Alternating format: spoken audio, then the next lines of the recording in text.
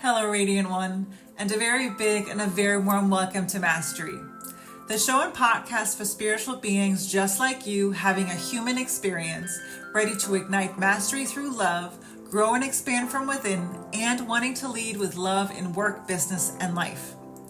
Designed to activate the mastery already within you, here we merge the worlds of seen and unseen, magic and miracles with the mundane and the practical, spirituality with strategy, the energetic with the physical, and business and work with a whole lot of love and soul. I am your host, spiritual business coach, and radical love rebel, Maria Serafina. And it is my deep honor, my great pleasure, and joy to share this episode with you. If you haven't already, I highly recommend that you go ahead and download the free mastery activation I've made for you. Go to mariaserafina.com/MA or click the link in the description to receive it. Remember to subscribe, like, share, or comment if you're watching on YouTube or my website, or subscribe and leave a review on your favorite podcasting platform to amplify the energy and love being shared in these transmissions so it can reach more and more gorgeous, radiant beings like you. Today I am joined in sacred conversation with the formidable Reverend Erin-Ashley Kerti, a spiritual educator with more than a decade of experience as a psychic reader and energy healer. She's worked with thousands of individuals from across the globe and specializes in training the next generations of psychics and energy healers to tap into their spiritual power and become who they incarnated to be. As always, I encourage you to listen with an open heart and an open mind and take only what serves you and leave the rest. Here is today's episode. Erin-Ashley, welcome to Mastery. I think that I should probably start by, before we go into any further, I should probably let people know that when we have conversations, we can get very animated and excited and use words that might be slightly sensitive to some people. So if I'm not expecting there to be a plethora of cuss words, but there might, because we have spicy language sometimes. So I just want to start by letting everyone know that. Then, please go ahead. Would you just introduce yourself? And then I'm going to say some things as well. But please start by letting the world know your brilliance and who you are. Thank you. I'm Reverend Erin-Ashley Kerti. I'm the founder of the Intuition Mastery Institute. So it used to be Spiritual Mechanic, and then we have recently begun the change. It's very exciting. And what I do is I teach people how to master their intuitions. That's really what I do in a nutshell. Because I find, like, your dedication to love, my dedication to intuition, it's the same thing. It's the same thing. It's just a different expression of love, right? Like, and we could always say that that love is an expression of intuition too, but I don't like that as much. It's the other direction's better.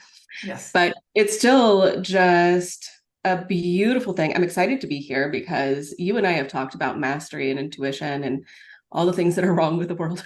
Yes. A lot, and the people in the world too. Oh my goodness, which we'll get into. And so, yes, yeah, I've been doing this for 12 years. I go on tangents because I cannot help it. It is fun. My language is spicy because I am neurospicy. No, cussing is a choice, but I am neurodiverse, and I find a lot of joy in being neurodiverse. So I think that's a reasonable introduction, don't you think? Yes, and there's gonna be links to all of the places that people can find you, and I do encourage everyone to go check you out, to just have you be a part of their lives, because I have seen the elevation that has happened since you and I have connected.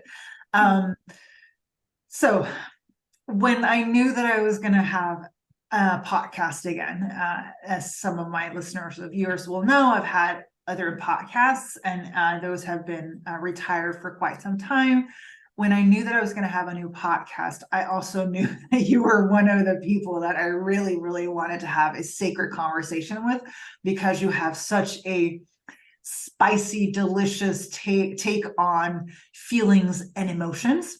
And the way that I sort of came to understand your work and the true depth of your work was through one of your programs called the Pity Party.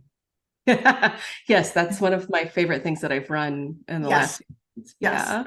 And I did not like the name Pity Party, but it was resonant. There was a vibration and a frequency in what you were sharing about the Pity Party that was calling me, that I couldn't help but move towards. And I am so grateful, and I'm so happy that I chose to join the Pity Party, because it was really, really a deep dive through all of the 9 core emotions that you teach. And Yes. and as someone who is generally very positive and very optimistic, it was also an interesting journey to be able to sit with that, and it allowed me to get more comfortable with being uncomfortable in terms of Yes.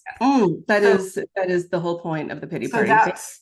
So that's how I came to like know the depth of your work. But through that, we have also, and I don't know if this should be a disclaimer, but we're dear friends, and we see each other on a regular basis. We have powerful conversations, and so to be here and having this conversation is I'm just grateful for you for being here. Okay, I have harped on enough about you. So thank you. I know one of the things that you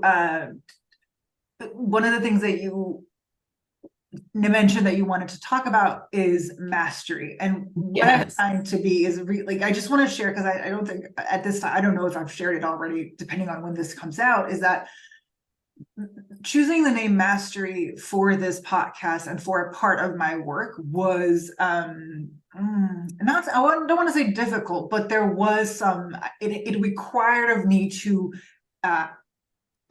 claim a certain level that I had previously not been ready to. And only after did I realize that it's actually part of my business name, that it's not public, but it's like the business name. And it's also part now of your beautiful new offering, the Intuition Mastery Institute. So tell me why you wanted for us to talk about mastery. I'm so fascinated by, whenever I was younger, I was fascinated by how people who had severe disadvantages in circumstance and in their life actually succeeded. And I remember being very young, under the age of 10, and Wilma Rudolph was my idol. Because this woman overcame, I don't even remember everything she overcame, but I think she had polio. I don't know. And she had other illnesses where she was never supposed to walk again. And she won multiple gold medals. And also she was a Black woman trying to compete during a time when people didn't want Black women to compete in the Olympics, which was incredible to me. And so that's when I got curious, why and how. There's so many pieces to it. So it's not just, oh, wow, if you have a strong enough will, you can do anything. But if you have a strong enough will, you can do a lot of things, right? That's how it works.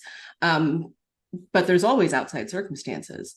And as time went on, I realized that everyone who gained mastery over whatever it is they were masters of their craft, had a sincere devotion and dedication to the fundamentals.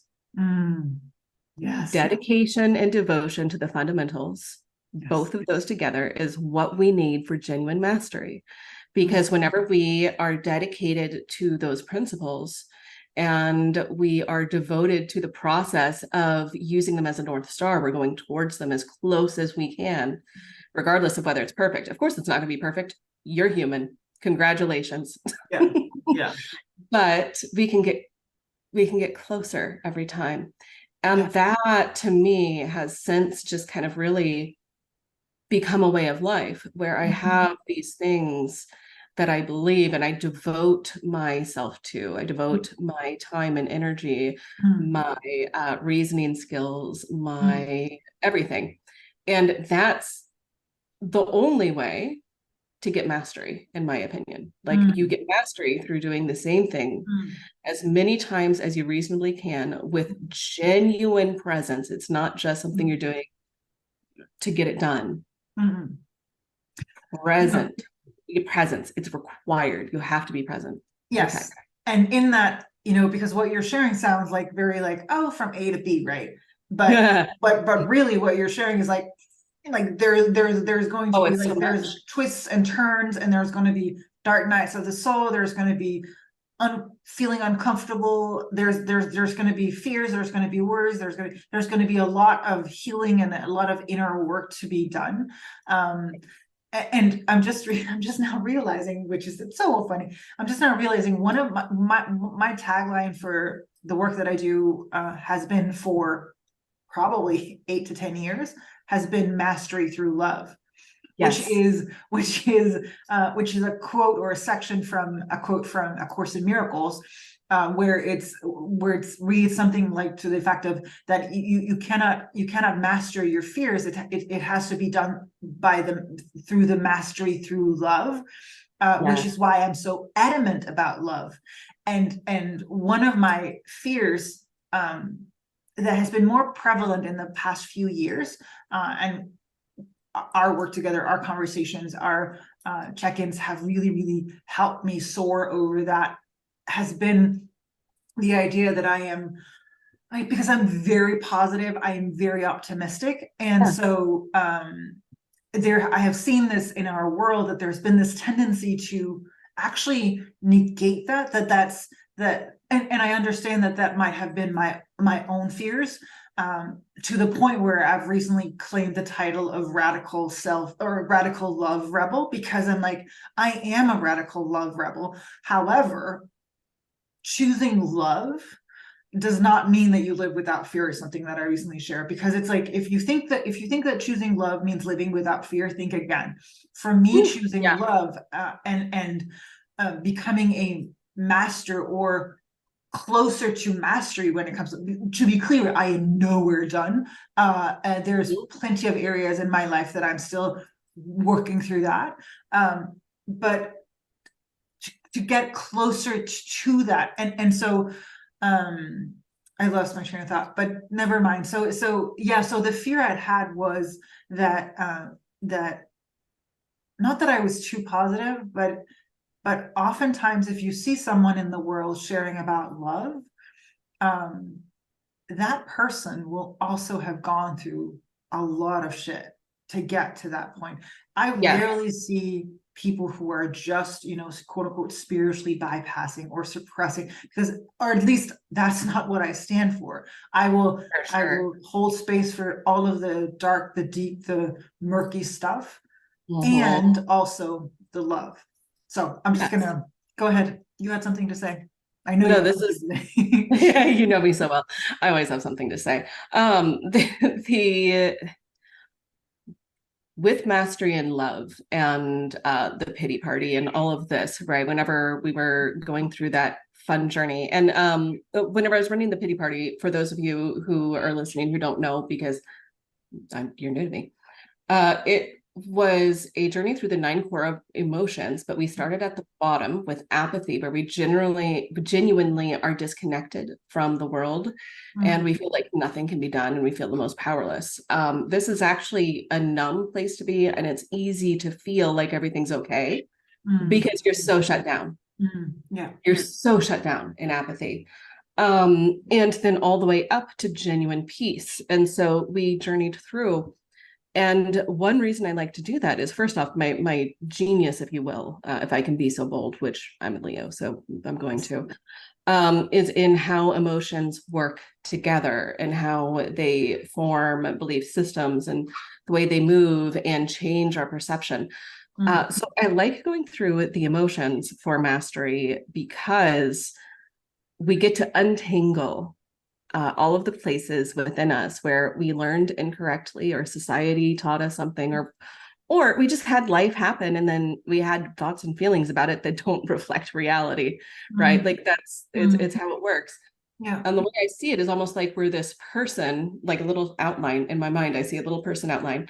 And then I see this little ball of string. And then all we're doing when we're doing the pity party and we're working with emotions or beliefs or whatever, is we're just unraveling the string. Jade, my office manager, is coming to For say those hi. of you who's listening and not watching, Erin-Ashley Yes, has a couple of cats, and one of them is currently right positioning behind himself me. behind her to support us in this conversation. Go ahead, And untangling the string. untangling the string. And as we And do now that, I have a cat that wants to go outside. Hold on. we'll So it's take a little break to do that because that's what Jade wants too, but it's raining and she hasn't figured it out. Come on, Jade. Sorry, she wants out, but it's raining and I can't stop the rain, and so therefore, she's okay. unhappy. Yes. So the untangling. So you were mentioning, you were talking about the untangling the string that Yes. yeah. So whenever we're untangling it, the more we do that, the more we become what the meditation masters call empty, where there's not that place within us that's so filled with our thoughts and feelings and beliefs. And we can be fully present in the moment. Our energy is free to focus on whatever we need to, but it can be at rest rather than in today's day and age, we always are go, go, go, go, go, go, go, right? Yeah. Like society really wants us to stress our nervous systems out, which is yes. don't listen to society. It's terrible. And fill our lives with a lot of noise. That's something that I realized recently, is that I'd actually been filling out, even though it was sort of stuff like good stuff, wasn't necessarily like crappy TV or anything. It was just I was just either always listening to something or watching something or having something running in the background or having a radio, not a radio, but like in the car. And so I like to say, in the space of stillness can all things be heard. And so I was realizing, and this is probably, there might be a connection, or I'm curious about your take on this in terms of intuition, because if you're constantly filling yourself with sound, noise, whatever, background thing, you're unable to hear, like you can't hear the whispers of your soul or the God's whispering to you, or your intuition, right? No, totally. And that's part of the problem is the intuitive voice is generally quieter than the other voices. Yeah. And so the more we learn how to genuinely understand ourselves and then be in that calm, quiet space, the easier it is to have an accurate intuitive hit and take appropriate aligned action instead of just taking action to get something done, or not taking any action because it's not clear enough, or this is what I want anyone who's watching or listening to break this habit right now. And this is an invitation, thinking that because it's uncomfortable, your intuition must not be encouraging it because the intuition is always supposed to feel good. That's a lie. That's not how it works. That's such a good one. Okay, tell me more. Okay, so the intuition is going to lead you to whatever your appropriate next step is. And if the intuition is getting involved, there's a good chance that the human meat suit that you inhabit, you're a soul inhabiting a body, right? Your body mind is probably not going that direction already. And it probably has a reason for not going that direction. So with most intuitive hits, you're going to have at least a little bit of resistance, not because there's anything wrong with you or the intuitive hit, but because that's the journey of being human with a soul on this journey of becoming whatever it is we're becoming. This is what it is. This is our evolution. Yes. And so there's that discomfort that I mentioned, that is part of it, and will always, essentially what I said in terms of, if you think choosing love means living without fear, then think again, because there is going to be discomfort. And I love the you call it untangling. I call it the unveiling, right? I call it lifting the veils, so that you might experience that which you already are, that which you've always been. And just to be clear, the veiling is, there's nothing wrong with you for having quote unquote been tangled or veiled at all. It was part of your journey. It is part of your journey.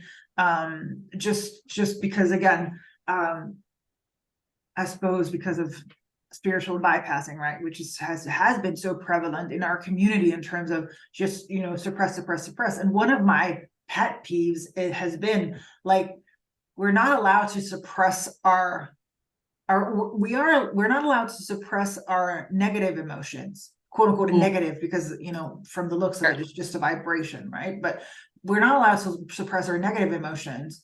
But at the same time, why are we allowed to then suppress our positive emotions, right? Like that was one of the reason why I was like, okay, damn it, I am claiming myself to be a radical love rebel, because I will always and forever stand for love.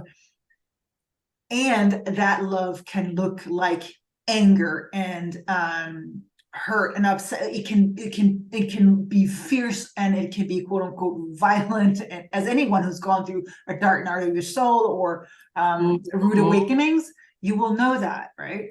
And you will know that love can look like not like lovey-dovey. You know, I love lovey-dovey, but I also love the fierce kind. Yeah. So tell me more. So you're talking about intuition and discomfort that can tell us more. Okay, so intuition and discomfort.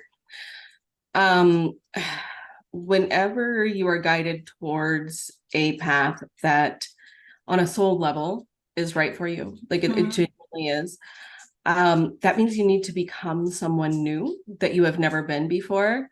And so there's this reconciliation process that needs to happen with the version of you that exists right now, that from my perspective, I always see people and their souls as perfect, whole, complete, and worthy, exactly as they are in every moment. That's just one of my foundational beliefs.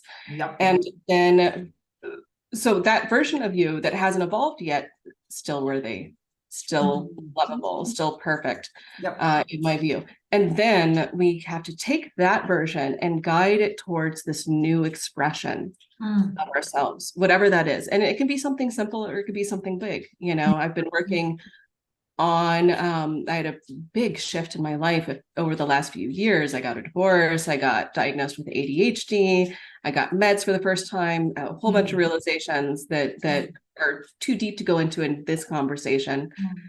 But one of the things I realized through all of this is how much and how valuable every version of ourselves is. Because the version of me from 4 years ago couldn't do a lot of the things that I can do today. I have a lot more ability. But that woman 4 years ago fought so that I could exist. Right? And now current version, I still see myself perfect, whole, complete, and worthy to the best of my ability, because I'm still human, right? Yes. And I'm becoming something new still. And so right now I am showing up for that work, because this is transient. Our personalities, the way we express ourselves, the way we show up, what love is going to look like moment to moment, the way our intuitions guide us, it's going to change. It's going to change. And so we want to find those core pieces of ourselves that are unchangeable, that don't change, that don't move, that's just us. And then all these other changes become very easy because they no longer feel as personal. This is who I need to be, and I am very comfortable with who I am, and this is just a personality shift. So for instance, I'm rebranding an old spiritual mechanic to the Intuition Mastery Institute. And I needed to become a new person before I could found the Intuition Mastery Institute. And so I've spent the last year or two trying to work that out. Right. And you've gotten to witness that. Trying to figure, it's messy. It's not pretty. Like there's tears, there's panic attacks. Like this isn't one of those things where it's like, oh yes, Erin-Ashley has her shit together. No. My shit is not together, my loves. But stay tuned, and maybe the mythical day will arrive. Maybe someday, hopefully. And a glorious mess. And that makes total sense. And also the word that comes up for me is having grace about who we've been, because oftentimes, depending on where you're at in your journey, you can be not so happy about your previous choices or the path you took, and recognizing that you did your best to the best of your ability at that time. And hindsight 2020 is of course, wonderful. Yes. But most of us don't live like that. And so having grace, and also loving that person that you were for who they were at that time, for what they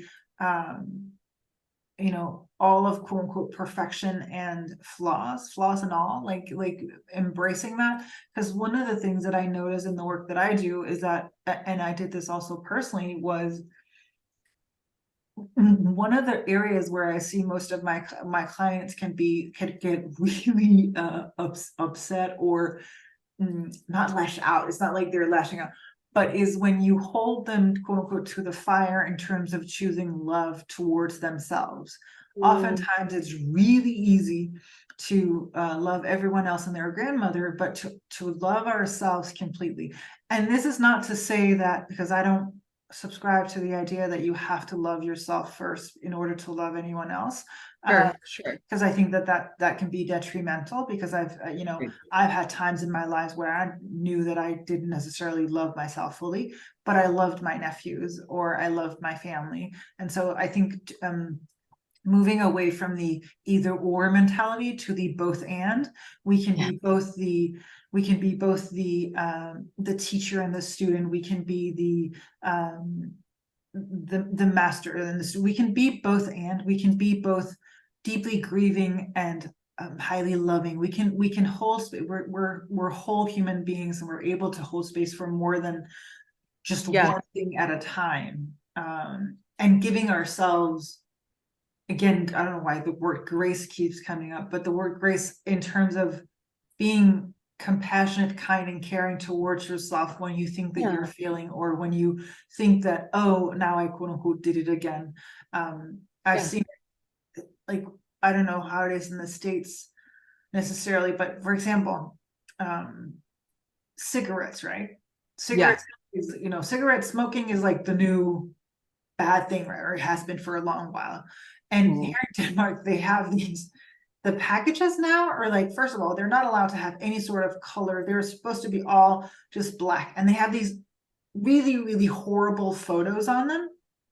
Oh, okay. Yeah, horrible photos on them that display like the quote unquote the effects of smoking. And I'm like, I don't like smoking. I get nauseated. But there's like, why are we trying to shame? Like, when did shame or guilting someone into doing something ever work? Yeah, it's one of the least effective methods. Shame, humiliation, and guilt are three that emotionally they're almost like cement to your ability to move forward. When we're humiliated, like there's an element of public disapproval against us, right? Like that's our perception, is other people as a whole are disapproving of us. And that's what causes humiliation. And then, we've got, what did I say? It was humiliation and shame. Shame is very similar, like shame and guilt. Guilt. Guilt is the only one, in my never humble opinion, that I think has really, really good utility. I don't think guilt is toxic. It can become toxic, but guilt just says, I tried to do something and I missed the mark and I feel bad. Now it becomes toxic when your mark is unreasonable. Oh, yeah. So if your mark is to make $1 million in a year and you've never made $1 million in a year before, and then you feel guilty about it because you didn't hit it, and then you use that to make yourself feel other things that aren't necessarily fun, then that is toxic guilt, because you're using it when you have an inappropriate goal. Like it doesn't work for your body, mind system at this point. Doesn't mean you can't do it. It means you need to become something new first. Right?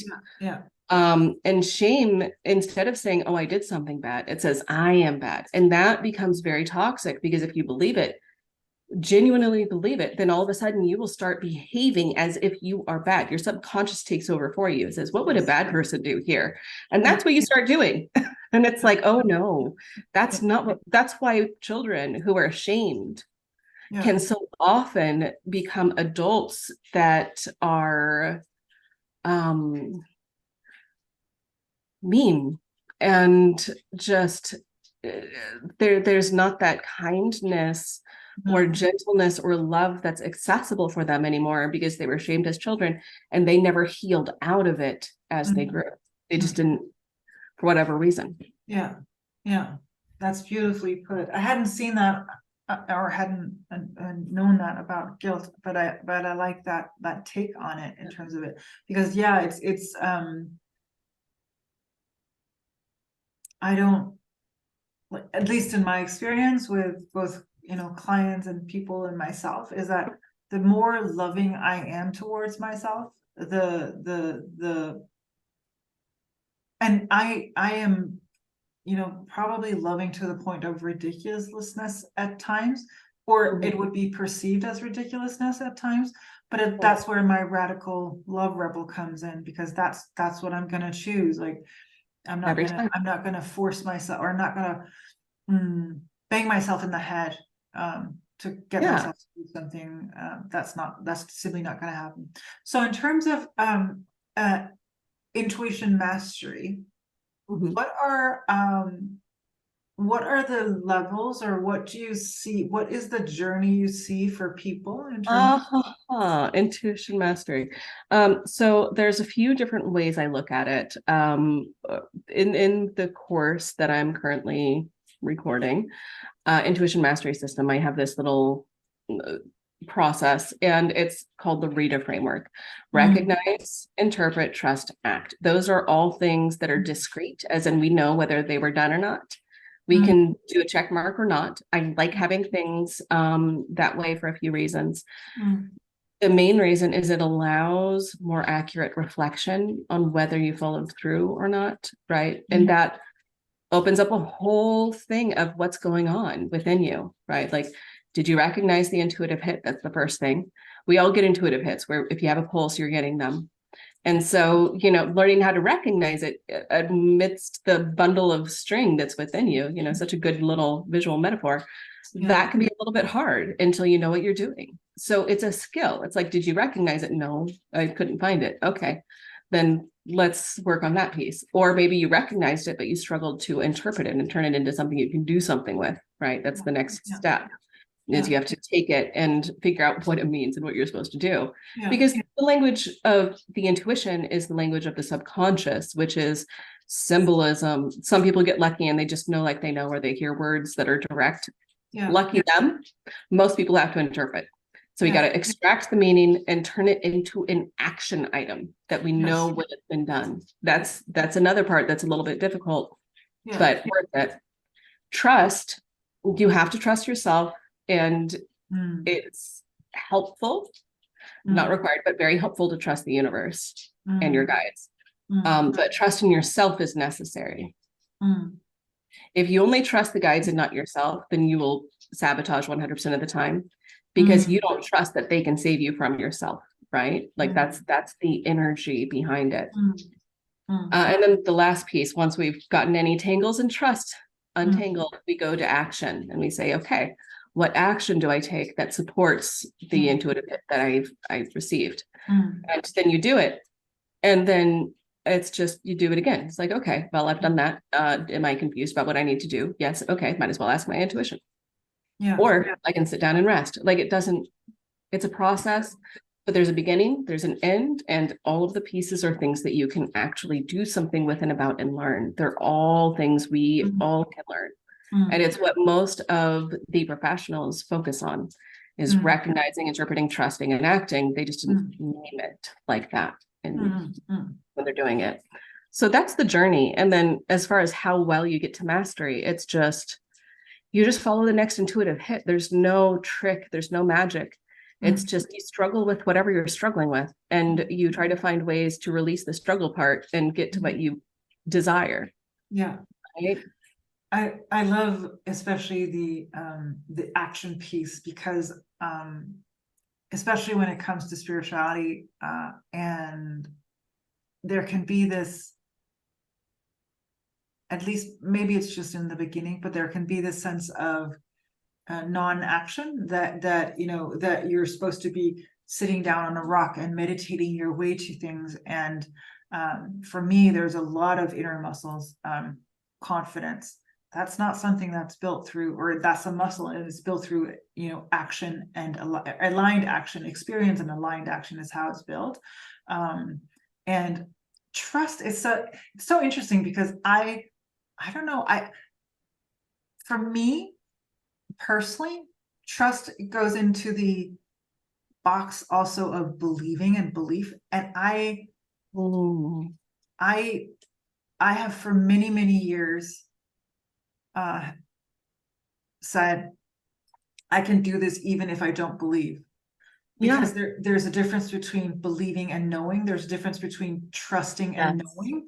And so I sort of, I don't want to say I skipped that part, but I just, it's more like a,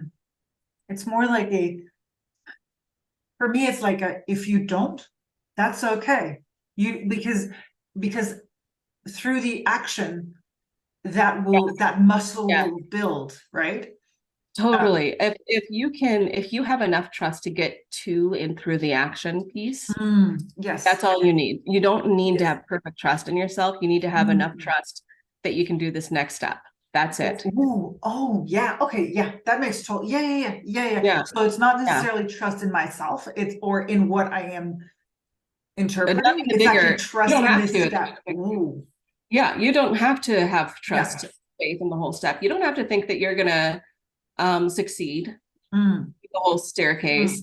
Your job is to show up to the next step. Let's talk about like writing a book, because this is a great way to talk about it, right? Yeah. You sit down, like let's say you have everything organized and it's just about writing it.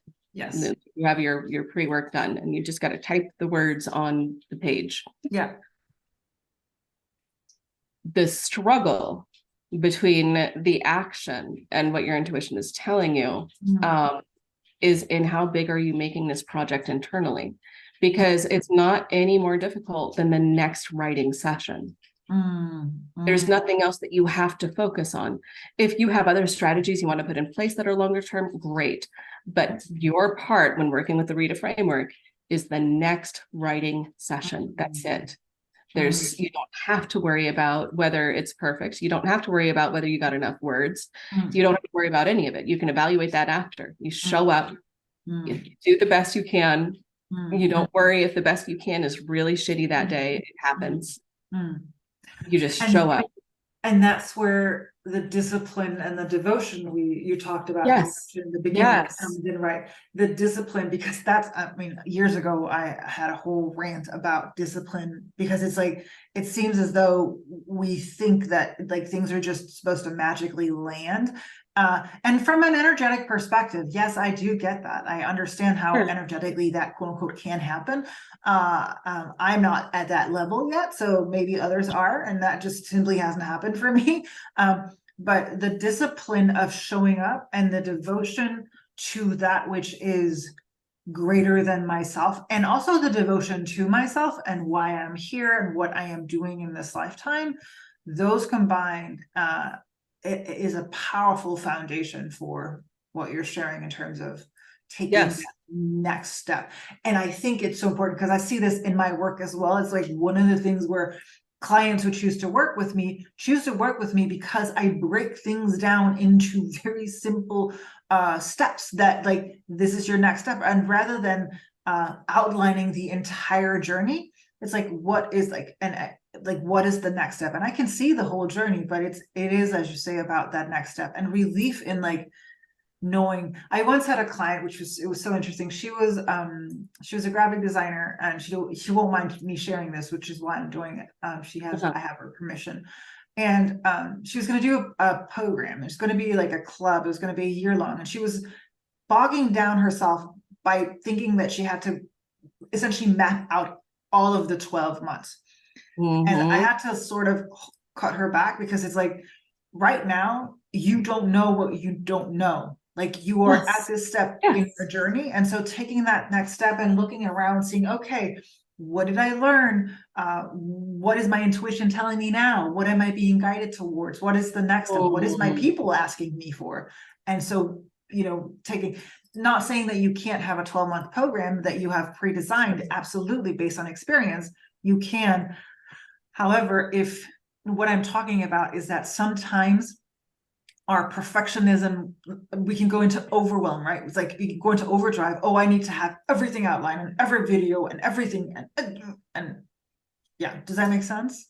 It makes perfect sense to me. It Yeah. makes perfect sense. Yeah. Yeah. Yeah. And this is why it's very helpful, no matter where you're going, like whether it's intuition, whether it's love or whatever, if you have a heart for mastery and the devotion and dedication it takes, because it takes discipline. You have to be willing to show up for the hard moments.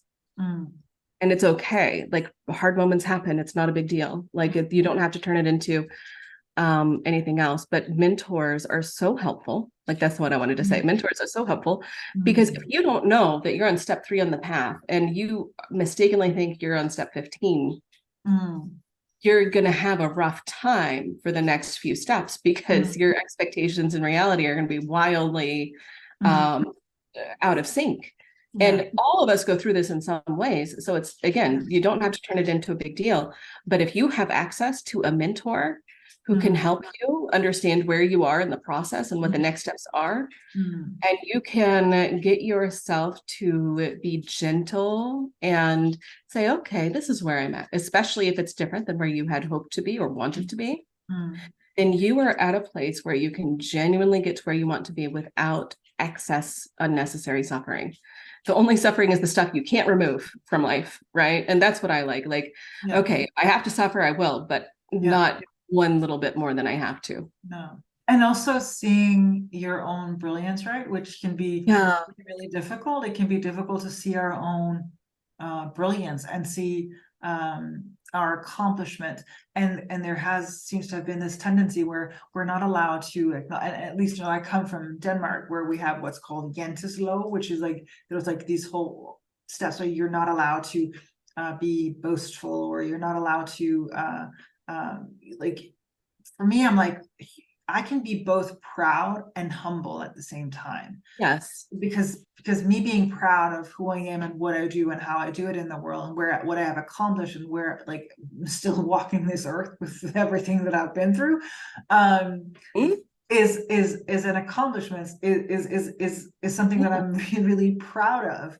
And I also, the longer I am in this physical temple, I also recognize that the journey never ends, and it just thrills me and excites me to no end, to know that there's so much more to be experienced and worked through and healed, even when it's not pretty or messy. Oh my gosh. And you and I have for the last few years been doing almost weekly calls where we're like going there. Like, that's we're not part of the reason why you're here, like, because I wanted to I just really want to record all of our sessions or all of our conversations. No, and you too. Like we'll just get going, and then you'll say something brilliant, and then I'll say something brilliant, and then we're both broke each other's minds, like just blew each other away. It's like, well, crap. Yeah, That's the podcast episode that didn't get recorded, but thank you. We've decided now that we're going to start recording our conversation so that we can use it, like, because there's so Content. Much brilliance coming out. So in terms of mastery, I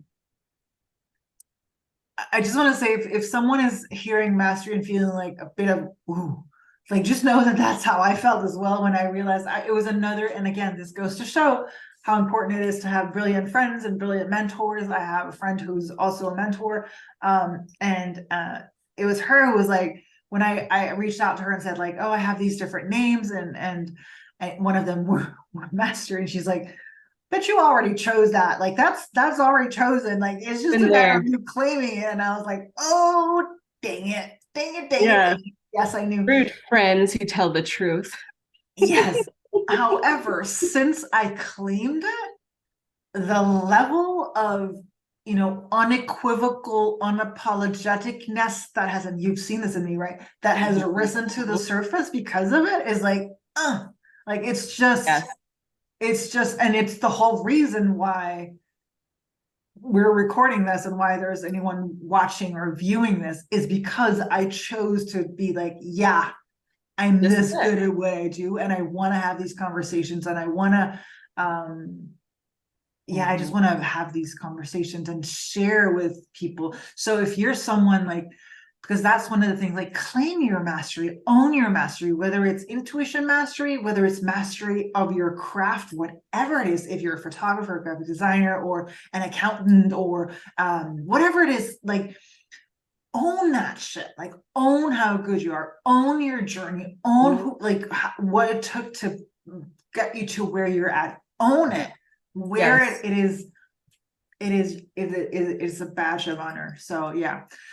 So time flies when you're having fun, right? I know, right? Like I feel like we barely touched on stuff, but that's the way this always goes. Yes. So I was gonna ask, is there any final words or anything you want to share in terms of anything that we've said or unsaid that we haven't Or shared? unsaid, yes. So what comes to mind and what's in my heart is just that if you're listening, no matter where you're going or how you feel about mastery, you can sink into the knowledge and feel in your body mind as best you can that you're perfect, whole, complete, and worthy in this moment. There's nothing you have to do, be, or become in order to be perfect, whole, complete in this moment. And it's safe for you to understand and to demonstrate who you are in this world. And I don't mean safe in the sense that no one's ever going to disapprove of you. I mean safe as in your sacredness cannot be harmed. Your sacredness cannot be harmed. And the world needs that light that you have, whatever it is. This is an all hands on deck situation. Shine the way that you were meant to, whether it is being a fantastic parent and mastering that. That's so important right now. Whether it's being a provider because that calls to you, whether it's something that is completely less traditional than that, right? Whatever is true for you is perfect, whole, complete, and it deserves to be expressed. There's a reason you exist, and it's safe for you to be yourself. Yeah. Powerful. One thing I'm called to finish off with is that the more master, and also actually the more intuition mastery you develop, the better our world becomes. Yes. Oh my gosh. That's our next episode. Because when we are leaning into that universal, divine, God, whatever aspect you want to call it, that's, connect through our intuition, we are tapped into the universal database. Yes. And in human form, we do not have the ability to see, I'm getting full body chills. Yes, I see what you're seeing. We do not have the ability to see the full picture and all of the infinite opportunities and possibilities and things that can be brought together. So when you tap into your intuition and allow that to be your lightning rod, your guiding post, you essentially connect back with divinity, God, source, love, energy. Yes. And in that sense, make the world a better place, because you allow for connections to be made that you could not even dream of. That's part of one of the reasons why I just it's not that I loathe the idea of manifesting. I get the idea of manifesting, but today's quote unquote manifestation, for me, alignment is the manifesting in the new era, because I want to be so clear and open as a vessel and I want to be so aligned with that which I am, that transcends space and time and anything as impermeable part of myself, that which is mine is coming to me, fully knowing, trusting that is happening. Does that make sense? Am I totally? No, it makes perfect sense to me. Like, we are all meant to be expressed in this realm. Like who we are is meant to be expressed. And whenever we look at society or where we fit in the current world, it can be difficult sometimes to find a place where we feel like we really genuinely fit in, where we genuinely belong in that soul level, right? Our communities have just been destroyed through a lot of different things, but most people don't have healthy community anymore. No. And it makes it hard to feel like you matter when you don't have appropriate community. Yeah. And that to me is kind of what you're speaking to, is the fact that it may or may not appear to matter on the surface, but it all matters. It's the tiniest moments of kindness can change people's lives. They've done studies on this. It's like someone handed a guy, like, just noticed him in a coffee shop and smiled, saved his life. Yes. That woman who smiled at him will never know what she did. No idea. But a quick smile saved that man's life. We don't know how the call to love or the call of our intuition is going to change the world, because we can't know. We don't understand 96% of the physical world.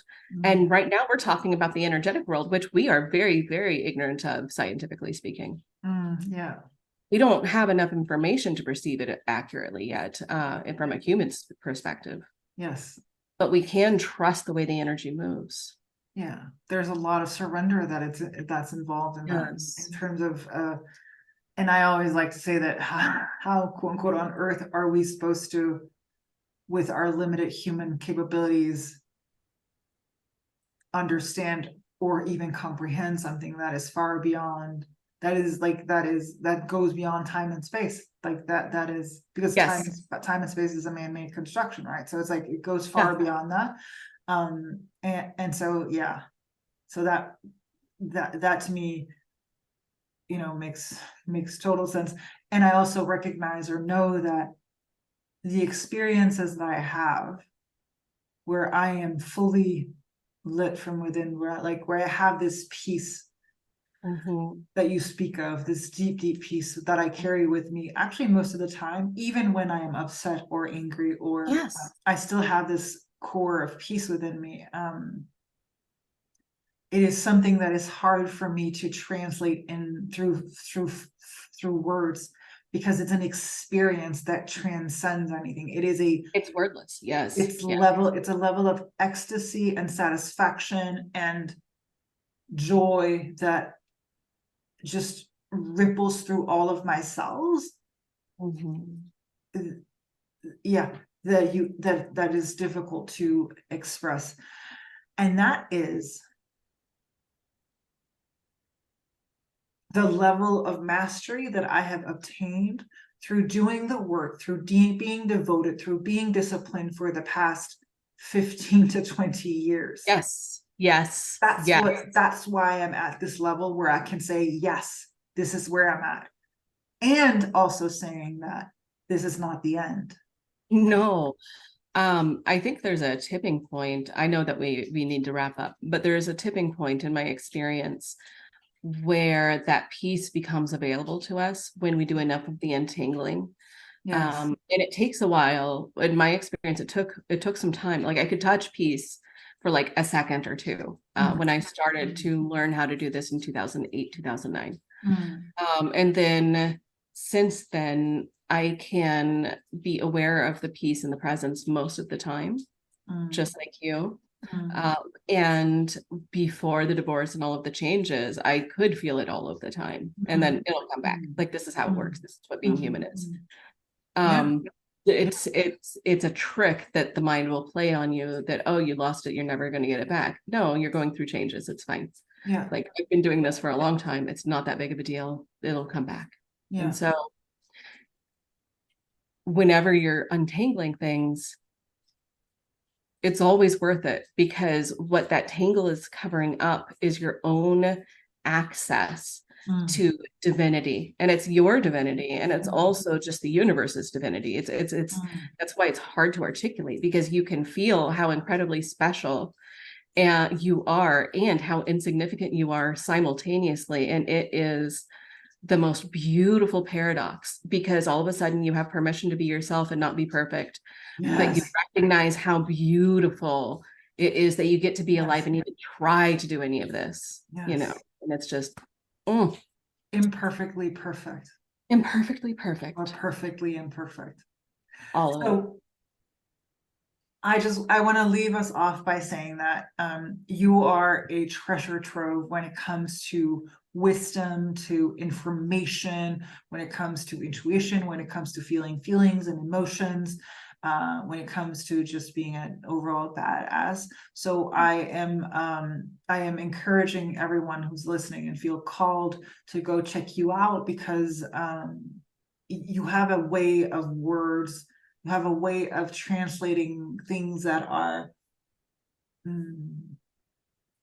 sometimes difficult into something that's like, oh, really, really simple and really, really. So I encourage you to do that. So I'll just leave by saying that I'll leave all of the links to you in whatever below, or if you're listening to this via the podcast, go to the episode link and find it there. Thank you, my darling Erin-Ashley, for having had this conversation.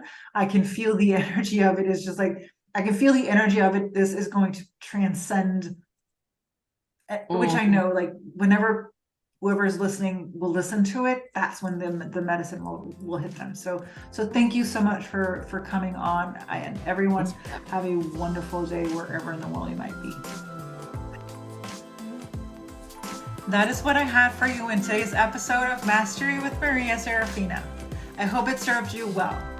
For all the deeds and details, click the link in the description and help me spread the love of this transmission by sharing it with a friend or on social media, or leave me a comment or review.